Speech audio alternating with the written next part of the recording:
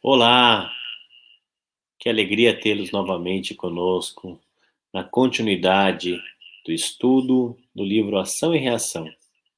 Meu nome é Conrado Santos.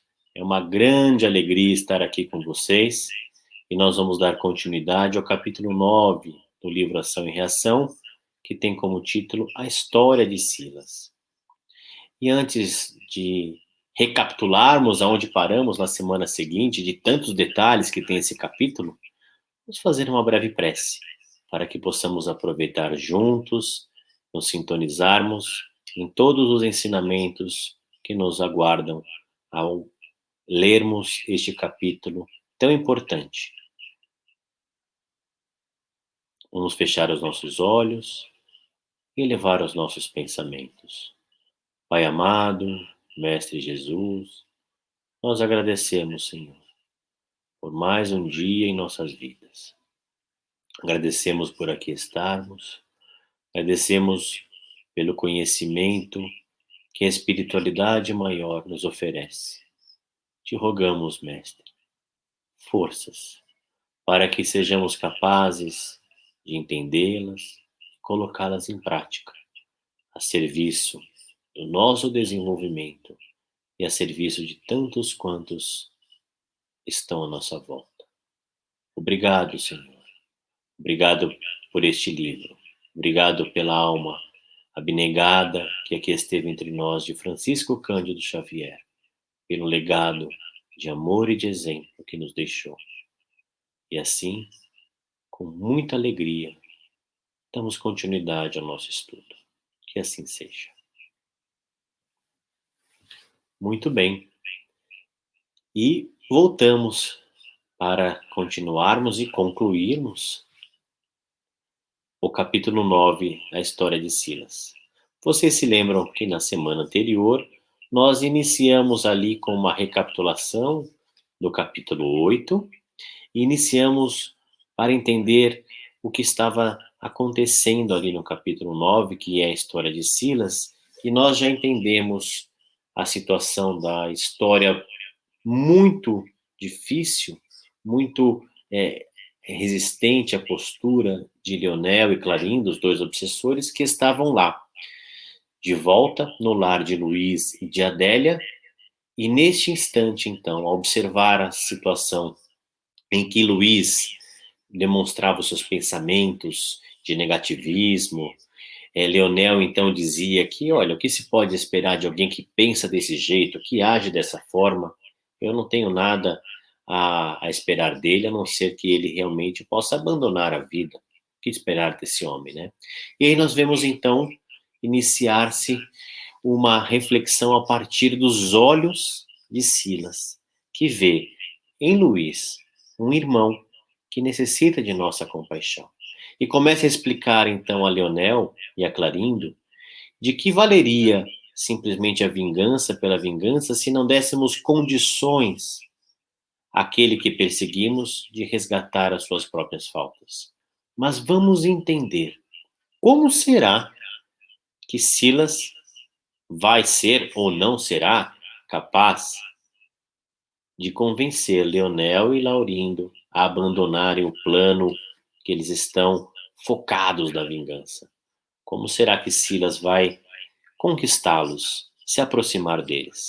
Qual seria a revelação de Silas? A revelação de Silas, então, começa quando ele demonstra de maneira muito generosa, com uma humildade verdadeira, dizendo então que ele não era mais ninguém do que alguém que procurava também a sua própria renovação. Por que será que ele diz isso? Porque ele entendia que aquela situação era muito peculiar à sua própria trajetória. E ele começa então a encontrar os fatos da sua vida que culminara nas relações tão difíceis que ele agora era portador para tentar resolver. Silas tinha sido um jovem, um médico formado, que tinha abandonado o exercício para se apossar da fortuna de seu pai. Ele desenvolveu um grande apego a todas as riquezas do pai, mas isso não foi à toa. Ele foi motivado por uma situação muito peculiar que nós vamos descobrir aqui à frente. Ele se tornou alguém que a sua maneira de viver, os seus hábitos, as suas escolhas, o tornavam alguém realmente odiado pelos seus subalternos, né? Sabe aquele cara metido, aquele cara que a gente olha e fala assim, meu Deus, como alguém pode ficar perto de um cara desse, né? E ele, para acumular ainda mais riquezas, não mediu riscos, adotou o que fosse possível, ficou também realmente cego. Vejam que aqui nós temos uma ligação importantíssima. Silas, que nesse instante estava empenhado em ajudar Leonel e Clarindo, o caso imbricado ali de Luiz, trazia na própria conta das suas existências anteriores um desvio de tamanha intensidade que ele necessitava do trabalho regenerador para poder entender a lição. Este era o Silas de outra época. Imaginem o peso do despertar no mundo espiritual com a oportunidade, com o compromisso da medicina para salvar vidas, entregando-se meramente às riquezas e abandonando este que consideramos um ofício tão importante, que traz tanta dignidade quando exercida com amor, quando exercida com respeito aos semelhantes. Algo tão nobre e admirável que até nestes instantes fazemos nossas homenagens aos companheiros da Associação Médico Espírita, médicos dedicados, e estendemos esta nossa reflexão, esta nossa homenagem a todos os médicos que atuam neste exato momento enquanto aqui estamos, dedicando tempo, amor, energia, muitas vezes a própria vida, em favor do socorrer tantas vítimas. A vocês, médicos, nosso agradecimento. Mas nosso Silas se perdeu pelo dinheiro. Leonel e Clarindo então se mostravam começando a assimilar. Veja que aqui nós temos uma situação que é quando você fala de um assunto que interessa, começa a fazer sentido. Aqueles dois perseguidores e falam, opa, tem alguma coisa aí que eu quero ouvir. Vamos ver o que o Silas tem para dizer. E aqui tem uma coisa que nós nos recordamos quando começamos a falar, durante tantos anos de reunião de desenvolvimento mediúnico, me fez lembrar alguns companheiros esclarecedores que, para conseguir penetrar no pensamento daqueles que estavam ali se comunicando, não mediam esforços para se colocar no mesmo patamar, para se reconhecerem também igualmente devedores perante a justiça divina, para se reconhecerem igualmente necessitados de ajuda para se reerguer. Isto é tão belo de pensarmos, porque quando a gente tenta convencer de uma postura de cima para baixo, dificilmente somos ouvidos.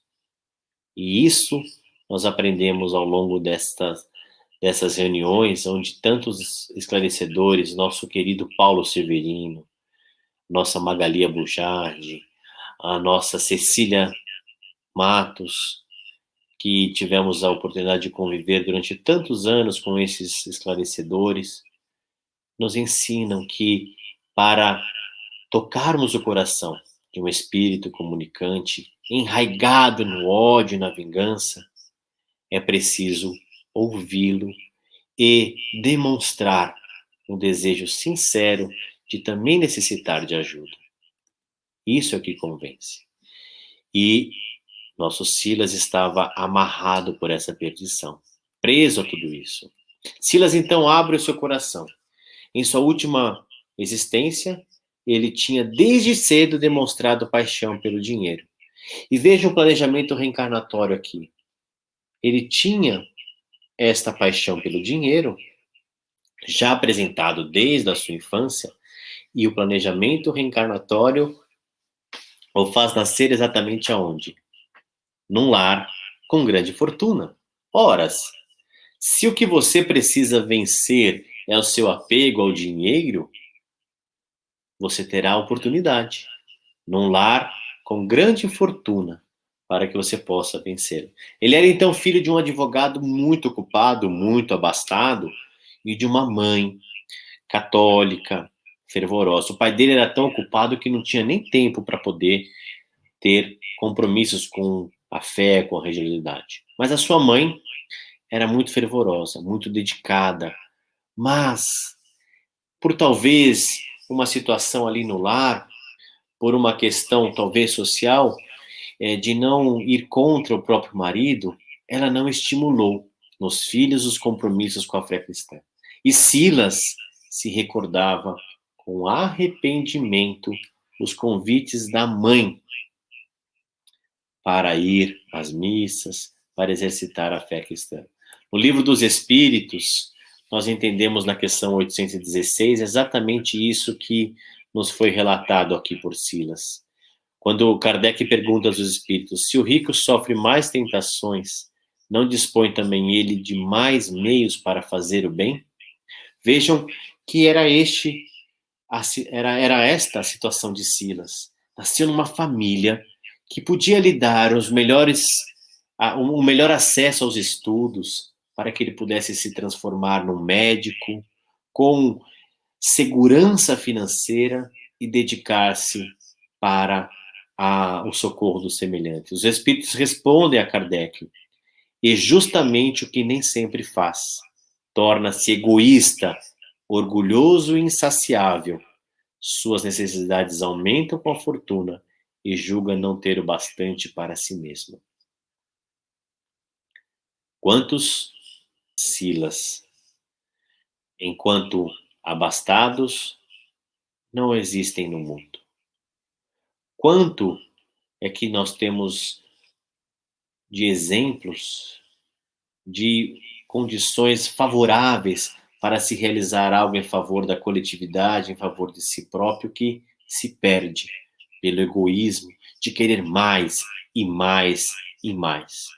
Este exemplo de Silas deve calar fundo a nossas almas, para entendermos se não nos deixamos levar por este egoísmo e orgulho insaciáveis, entendendo que nos basta, que seria essencial para nós. Não tenho dúvidas de que um dos convites que a pandemia nos traz é entendermos o essencial e o supérfluo. Quanto que não vivíamos com foco no supérfluo, mas aos poucos encontraremos o que é essencial e básico, aprendendo a repartir aquilo que nos sobra. Silas conta para a gente a importância de sua mãe. E a importância da mãe de Silas, para nós, é um exemplo muito grande do papel dos pais na vida de seus filhos. A mãe de Silas percebeu desde cedo que ele tinha tendências à usura, muito semelhantes ao pai. Lembram-se do Evangelho Evangelho segundo o Espiritismo, que nos ensina que renascem debaixo do mesmo teto espíritos afins. Então, ali, debaixo do mesmo teto, renascera o pai de Silas e Silas, ambos com essa paixão pelo ouro. Mas a mãe, comprometida com o dever que tinha de redirecionar o espírito de Silas nessa existência, começa a perceber isso. E o que ela faz então?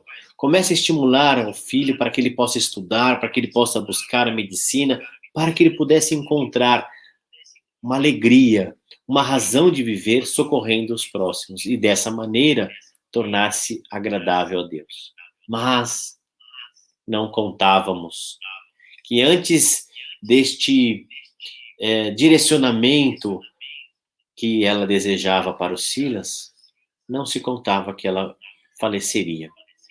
E isso passou a ser, então, um motivo de grande revolta para o Silas, perdendo a sua mãezinha querida, aquela que era o motivo, talvez, dele ter se dedicado aos estudos. E quando teve o diploma nas mãos, ele passou a não valorizá-lo. Na verdade, abandonou ele sem nunca ter exercido. Passou a ser um bom vivant, aquele que vive desfrutando do mundo, né? Da sua fortuna, das benesses que o dinheiro pode trazer, viagens, bons pratos, companhias e assim por diante. Mas ele tinha a clareza de que com aquela fortuna, se ele soubesse realmente, se ele tivesse ela toda à sua disposição, ele não precisaria mais trabalhar, né? E lembrando desse compromisso dos nossos com os nossos filhos, lembrando dos compromissos, dos exemplos de nossos pais para conosco, nós lembramos então de algo que deve estar cada vez mais presente em nossas vidas, que eu também considero ser um sinal muito importante da pandemia. Nós falamos agora há pouco do sinal de entendermos o que nos é supérfluo, o que nos é básico. Outro sinal que entendemos seja importante refletirmos: a família. Os nossos lares passaram a ser os nossos locais de trabalho, passaram a ser os nossos locais de convívio por longas jornadas das quais não estávamos acostumados. Lá na 775 do Livro dos Espíritos, Kardec então pergunta qual seria para a sociedade o resultado do relaxamento dos laços de família. Os espíritos respondem: uma recrudescência do egoísmo. Estamos tendo a chance de entendermos a importância da família, entendermos como podemos exercer o papel com os nossos filhos, como fez a mãe de Silas, reconhecendo neles necessidades que todos nós temos, porque o fato de sermos pais não nos coloca numa condição superior à dos nossos filhos, mas temos no lar a chance bendita de redirecionar um espírito que nos é caro.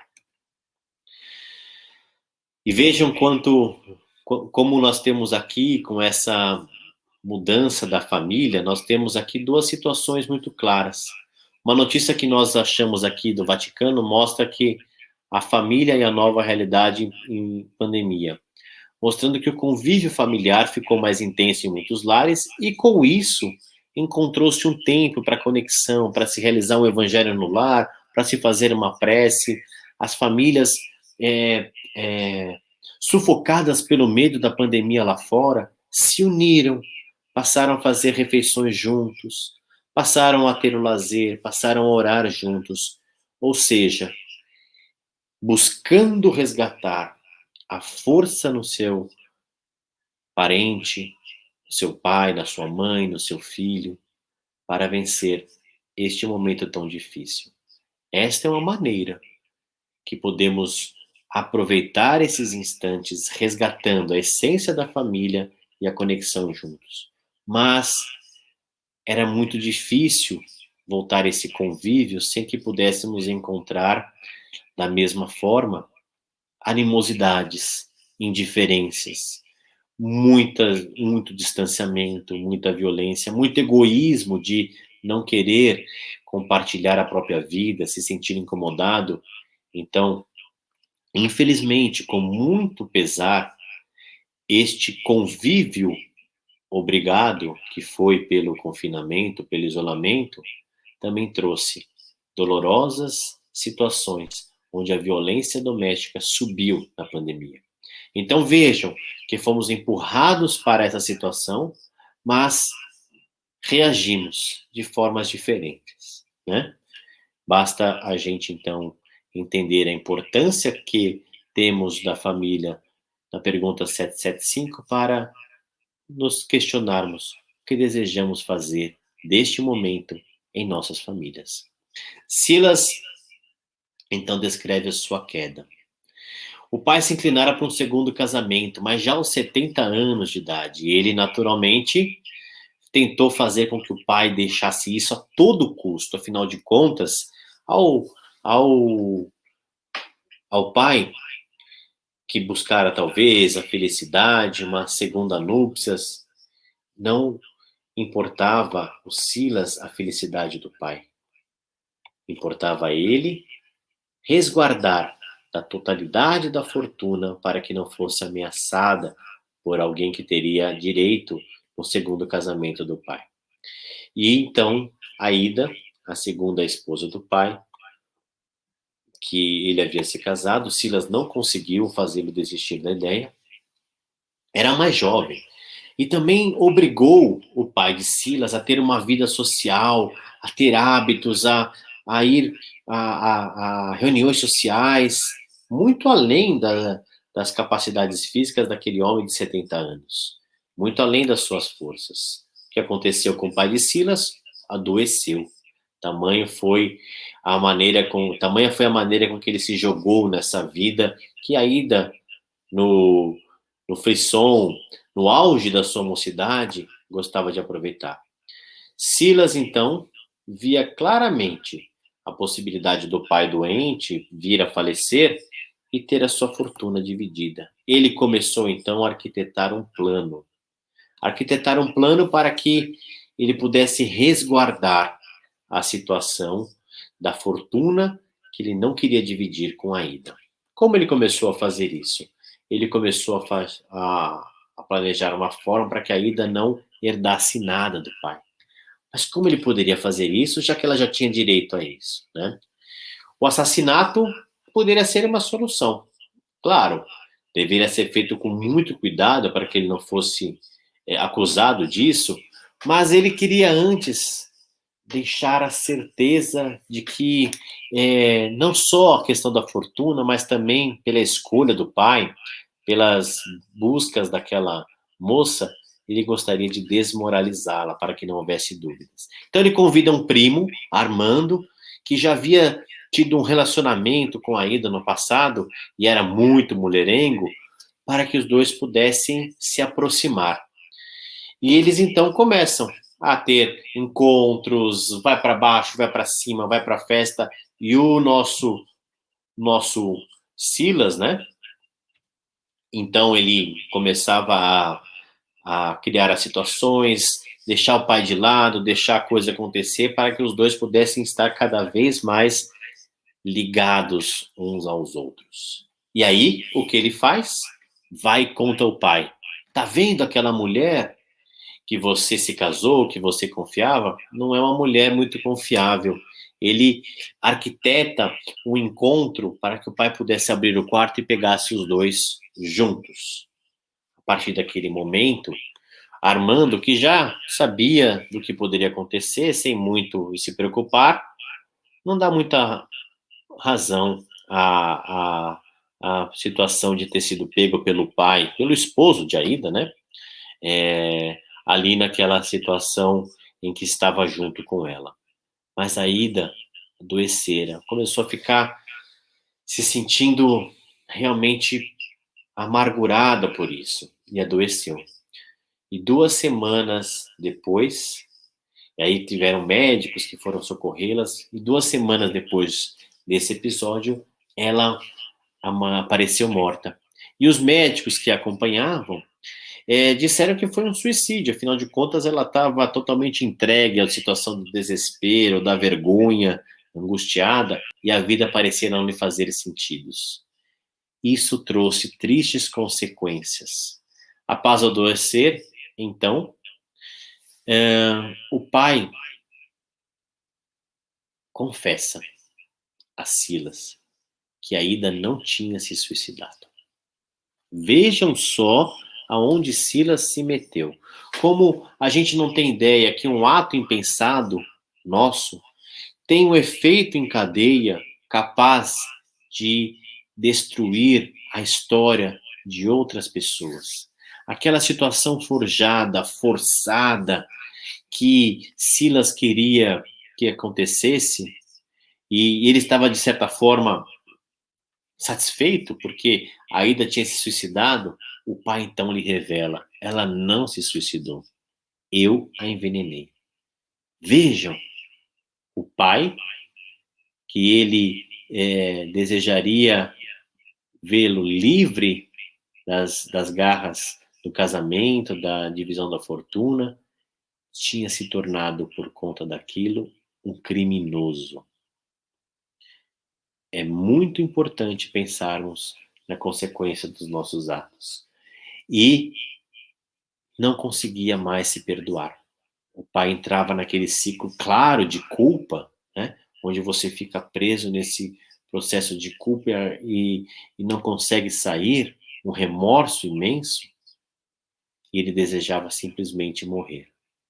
A consciência de Silas então passa a pesar, porque ele percebeu que ele tinha sido responsável por isso. E acabou, depois de um tempo, o pai morrendo nos próprios braços. Silas passou a ter, daquele instante, perseguições fantasmagóricas, e o próprio pai parecia lhe visitar a cabeça e visitar a casa que ele estava, dizendo para ele que ele deveria recuar enquanto é tempo. Eu trouxe aqui para vocês algo tão importante, que é a nossa busca pelo perdão. Esse livro do Rossandro Klinge, As 5 Faces do Perdão, mostram como perdoar isso que o pai de Silas não conseguira é tão importante para que a gente se liberte e entre numa rota diferente. Nesse livro tem 5 histórias reais. Uma delas é de uma mulher que foi abusada na infância e precisava deixar a dor no passado para conseguir viver. Quantas milhares de histórias nós não temos semelhantes a essa? E o importante é que a gente encontre um rumo para algo que nos liberte. O ato do pai de Silas foi de tamanha gravidade, mas o ensejo do perdão poderia proporcionar também um desfecho diferente nessa história tão triste que nós estamos vendo. E a despedida da vida física, então, que nós estamos vendo a história de Silas quando ele estava encarnado, mas a gente já sabe que ele já está no plano espiritual. Como se deu esse fato todo? De uma maneira tão dolorosa quanto.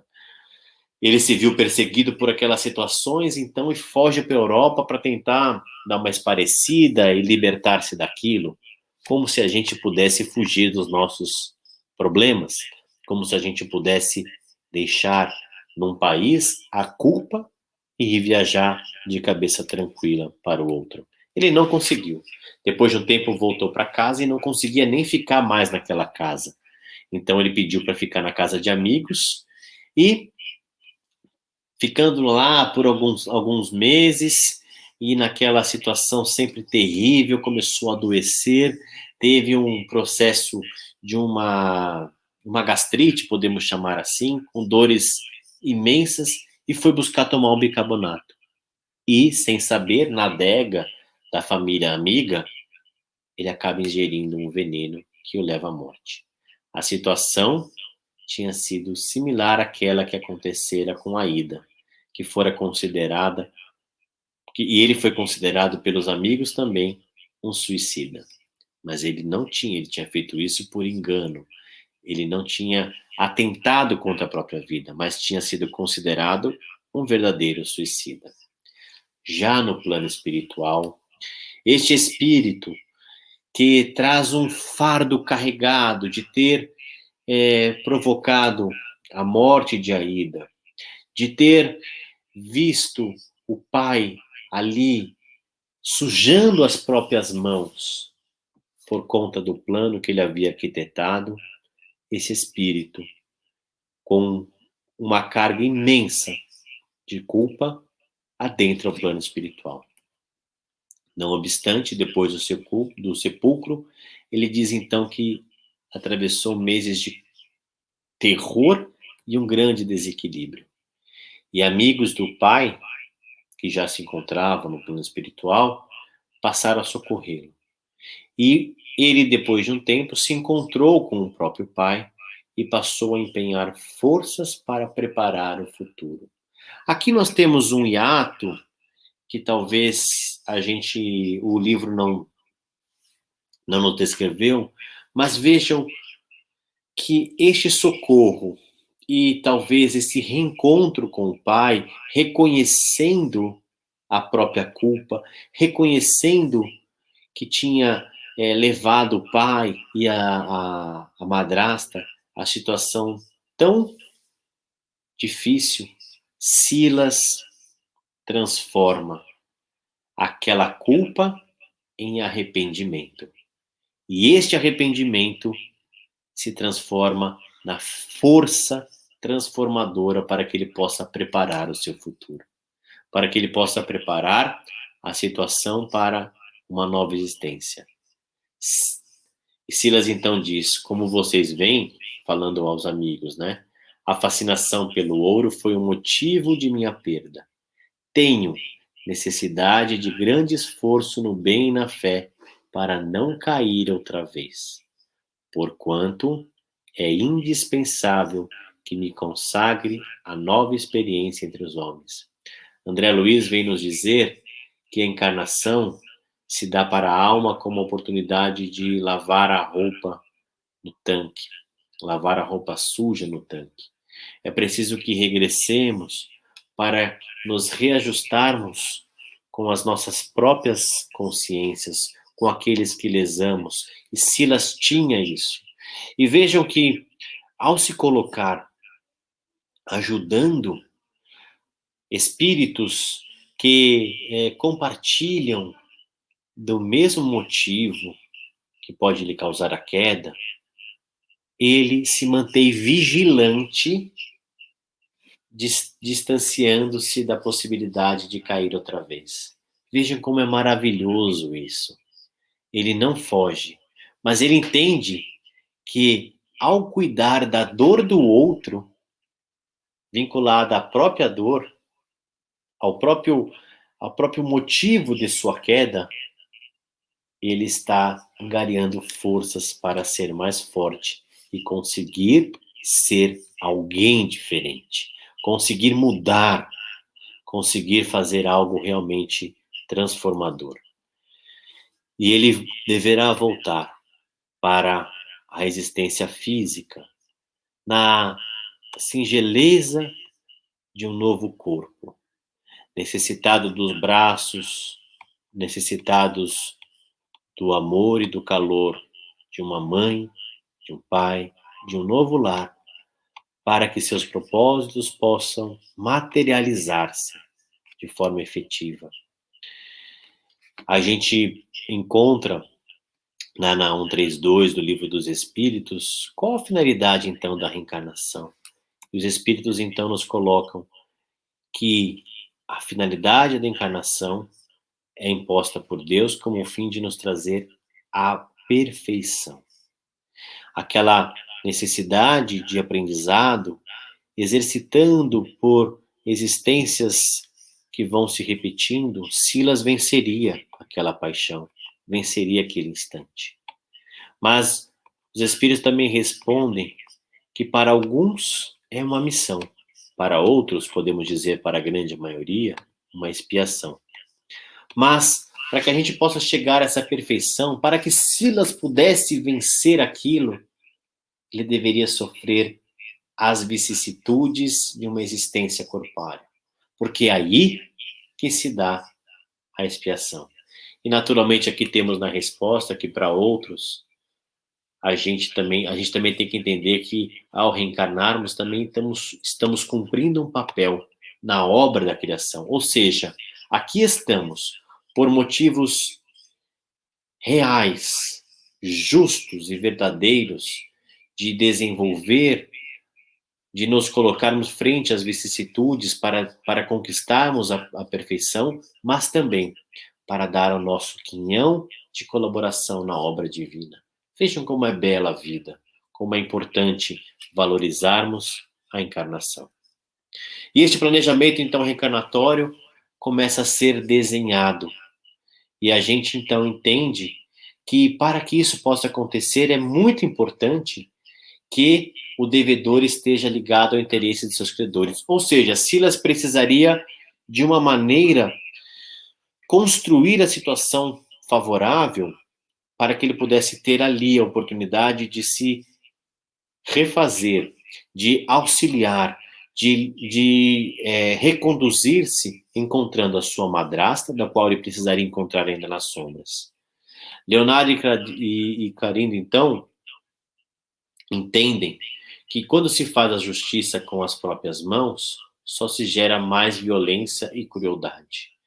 O que Silas estava propondo é um reajuste, uma quitação através de uma oportunidade redentora. Porque Silas e o pai precisavam de novo se reconectar com a Ida. Afinal de contas, não podemos esquecer que o pai de Silas envenenou a Ida para que os dois pudessem soerguê-la e ampará-la. E a mãe de Silas estava amparando ele e o pai, aquela alma bondosa, generosa, estava amparando ele e o pai para que esta programação pudesse acontecer. Mas podemos aqui tirar uma conclusão importante. Se a gente pensar nessa situação imbricada, poderíamos então dizer assim: então, numa próxima existência, se a Ida renasce ali, junto do pai, junto de Silas, e começa a perceber que ali estão diante dela espíritos que em outra existência foram tão duros, foram tão violentos, foram tão injustos para com ela, e se ela fizer um mal contra eles, caindo numa loucura e de repente entregando veneno para o pai de Silas, retribuindo aquilo que ele tinha feito a ela em outra época. É assim que se faz. Algo não devemos esquecer. Não é necessário que se faça o mal para que se cumpra a lei. Nós encontramos lá no capítulo 8 do Livro dos Espíritos, do Evangelho segundo o Espiritismo, no capítulo Bem-aventurados que têm puro de coração, Jesus então nos diz: é preciso que haja escândalo no mundo, porque imperfeitos como são, os homens se mostram propensos a praticar o mal, e porque árvores más só maus frutos dão. Deve-se entender por essas palavras que o mal é uma consequência da imperfeição dos homens, e não que haja para estes a obrigação de praticá-lo. Porque seria muito fácil a gente, então, de certa forma, atenuar o mal que se pratica, dizendo, mas se ela foi perseguida, se ela foi injustiçada, que tem de errado dela devolver na mesma moeda? Jesus, então, nos diz, é necessário que o escândalo venha, porque estando em expiação, os homens se punem a si mesmos pelo contato dos seus vícios, cujas primeiras vítimas são eles próprios, e quando os inconvenientes acabam por compreender.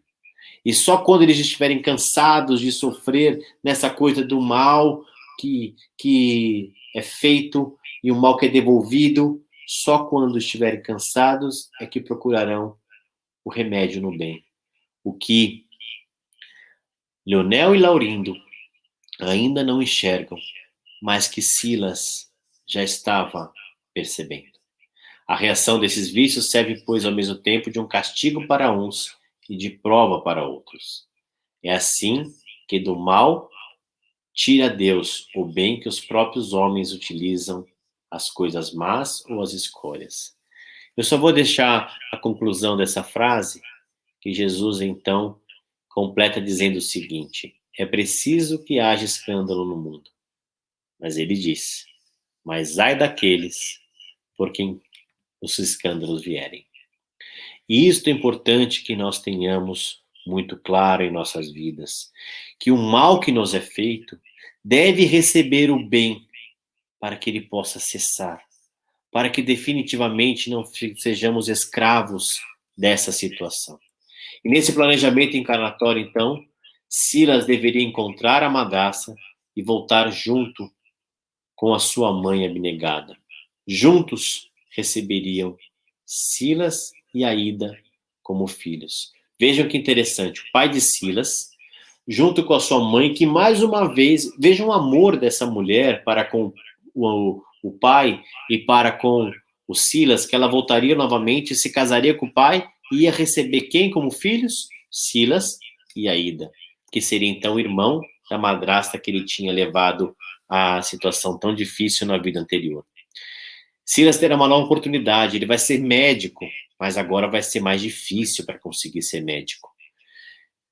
E Aida, devido a toda a situação, vai renascer num processo de extrema dificuldade física, com o corpo franzino, com sofrimentos psíquicos decorrentes também de um processo de culpa. E então Silas diz: ser-lhe-ei não apenas o irmão do lar, mas o enfermeiro e o amigo, o companheiro e o médico, pagando em sacrifício e vou repetir essa frase aqui, gente. Pagando em sacrifício e boa vontade, afeto e carinho, o equilíbrio e a felicidade que lhe furtei. Nós não temos ideia do significado que possa ter em nossas vidas esta imagem que nós estamos vendo aqui. Cuidar com afeto e com carinho alguém que nos é próximo, que nos é confiado, alguém que chega em nosso caminho. Isso transformaria Silas de maneira irreversível. Este é o desejo que ele tem. Este é o planejamento que ele buscaria para essa encarnação. Renascer, com o auxílio da espiritualidade maior, sem dúvida nenhuma. Renascer de novo num lar, com o amor da sua mãe, com o desejo de renovação de seu pai, e acolhendo como irmã doente, aquela que ele iria passar a vida cuidando. A lição e o tempo e a forma correta para que isso aconteça. Porque Silas deveria esperar, porque ele não sabia onde estava sua madrasta, Aida, para reencarnar. Mas não deveria então ele pedir ajuda para os benfeitores e eles ajudarem ela?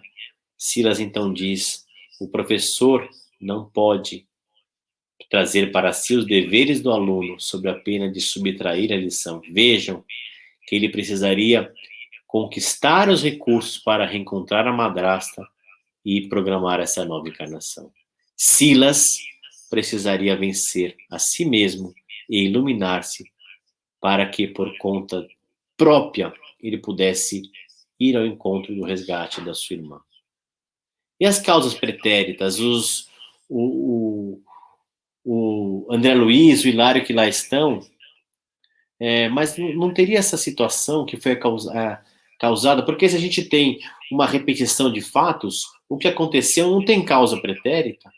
Ou seja, numa outra vida, talvez não tenha sido a Ida que tenha lesado o pai de Silas e agora eles se vingaram, aquela coisa. Silas então fala assim, talvez sim, mas isso não importa, porque agora, onde nós estamos, nesse instante, nem nos é permitido regressarmos a essa consciência, essa memória. Ele está focado para frente. Porque talvez os Espíritos nos revelam, quando nós temos conhecimento de um pretérito, talvez somos incapazes de lidar com isso. E Silas então diz que no inferno, nessas zonas inferiores, muitas almas dilaceradas e sofredoras criam para si os males e agora pedem socorro. Almas que criaram os males entendem dessa necessidade e pedem o socorro. E Silas encontra no serviço transformador de ajudar Leonel e Clarindo, como ele deve ter feito a tantos outros, a oportunidade de ir aprendendo e se preparando, de ir criando recursos próprios para vencer a própria paixão pelo dinheiro que o fez cair numa outra encarnação. Auxiliar os irmãos com sofrimentos similares seria útil para Silas ampliar os próprios méritos. E nós trazemos a recomendação de Jesus.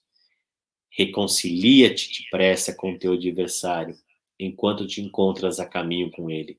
Vejam a dificuldade e a trama que se traduz agora. Ele precisa reencontrar a madrasta, ele precisa renascer, ele precisa fazer tudo por conta de que naquele momento as situações foram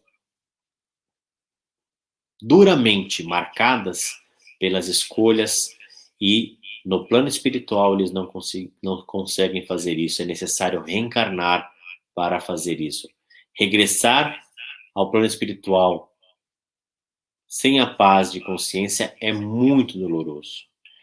E é mais fácil, e eu queria deixar essa recomendação, é mais fácil a gente apagar as nossas querelas e desacertos enquanto estamos no mesmo caminho palmilhado por nossas vítimas.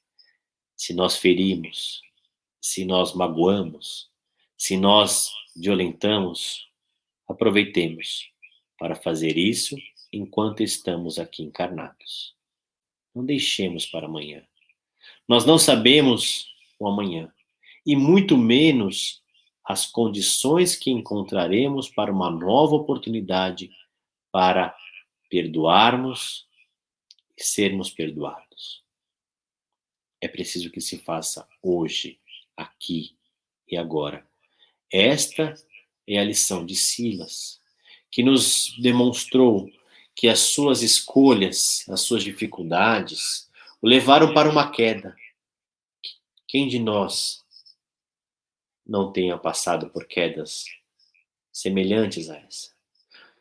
E ele encontra na redenção de sua própria alma através do trabalho, mas nos explica que se faz necessário despertarmos para aquilo que temos a chance de fazermos em vida, para não agravarmos e dificultarmos as nossas existências futuras.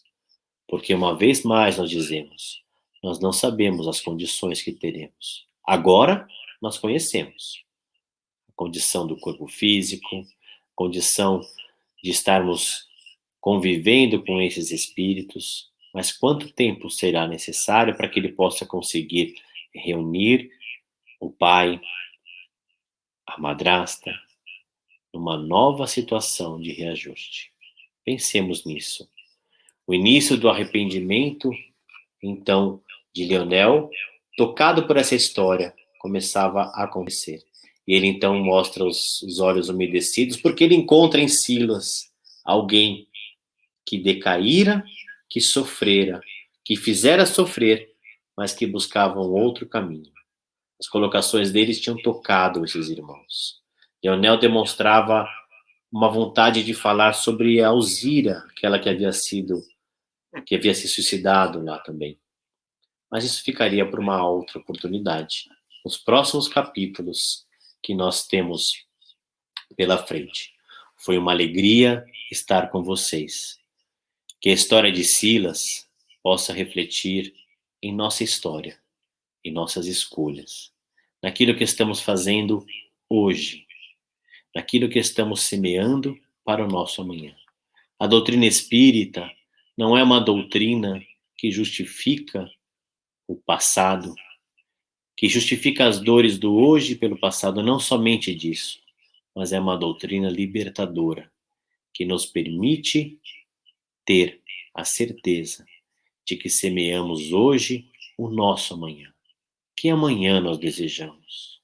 Não fiquemos algemados no passado, mas sejamos protagonistas do nosso amanhã. A história de Silas é a nossa história. É a nossa história que ainda estamos encarnados, de que ainda temos a condição de refazê-la, de reconectar com aqueles que, porventura, tenhamos prejudicado, magoado, tenhamos ressentimentos. Pensemos nisso.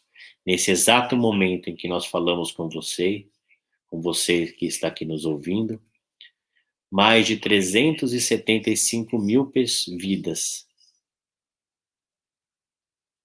durante a pandemia regressaram ao plano espiritual. E estes nossos irmãos, certamente acolhidos, amparados, não têm mais a oportunidade de refazer em vida os seus caminhos. Terão certamente, pela misericórdia divina, uma nova oportunidade. Mas nós aqui estamos. E possamos refletir as nossas paixões, as nossas escolhas, socorrendo e amparando, amando e perdoando, e dando graças a vida que temos, que nos permite, através do corpo físico, redirecionar as nossas almas na direção da luz e do amor de nosso Criador. Esse número é do dia 19 de abril de 2021. Certamente, quem estiver vendo essa palestra, nessa data, esse número poderá ser maior.